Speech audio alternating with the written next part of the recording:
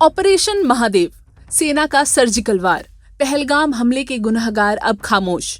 22 अप्रैल के खूनी पहलगाम आतंकी हमले का बदला आखिरकार सेना ने ले लिया है।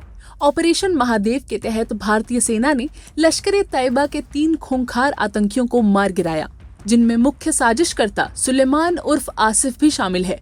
ये ऑपरेशन सिर्फ एक मुठभेड़ नहीं था, बल्कि एक साफ संदेश था। भारत अपने वीरों की कुर्बानी कभी नहीं भूलता। जम्मू कश्मीर की वादियों में अमरनाथ यात्रा के बीच जहरीली साजिश रच रहे आतंकियों पर भारतीय सेना ने कहर बनकर वार किया। श्रीनगर से 25 किलोमीटर दूर दाचीगाम के ऊपरी क्षेत्र में सोमवार रात भारी मुठभेड़ हुई, जिसमें 3 आतंकी ढेर कर दिए गए। इनमें शामिल था सुलेमान उर्फ आसिफ, 22 अप्रैल के पहलगाम हमले का मास्टरमाइंड, जिब्रान, सोनमर्ग सुरंग हमले का आरोपी, हमजा अफगानी, पाकिस्तान से भेजा गया लश्कर का ट्रेंड आतंकी।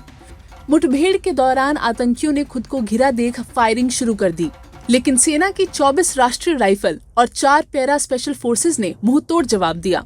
उनके पास से बरामद की गई एक अमेरिकी M4 carbene, 2 AK series rifles, भारी मात्रा में गोला बारूद।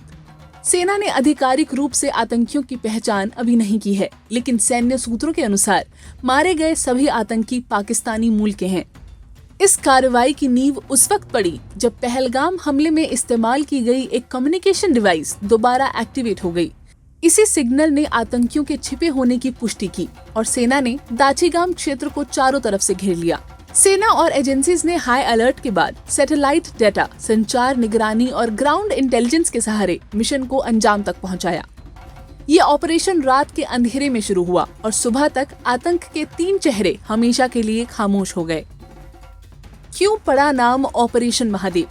इस सैन्य अभियान का नाम ऑपरेशन महादेव इसलिए रखा गया क्योंकि दाचीगाम क्षेत्र जबरवान रेंज की उस महादेव चोटी के समीप है, जिसे पवित्र और सामरिक दृष्टि से बेहद अहम माना जाता है। यही क्षेत्र आतंकियों के छिपने की जगह बना हुआ था और यही बना उनके अंत की जमीन। शहीद लेफ्टिनेंट विनय नारवाल के पिता का बयान, मैंने पहले ही कहा था, हमारी सेना एक दिन उन आतंकियों को जरूर मार गिराएगी। आज वो दिन आ गया। सेना, अर्धसैनिक बलों और पुलिस के इन बहादुर जवानों को मेरा सलाम। ये सिर्फ ऑपरेशन महादेव नहीं था, ये विश्वास का बदला था, शहीदों के लहू का जवाब था और उन दुश्मनों को चेतावनी भी। भारत तब तक नहीं रुकेगा जब तक आखिरी आतंकी जमीन पर न गिर जाए। लेटेस्ट खबरों के लिए सब्सक्राइब करें हमारा YouTube चैनल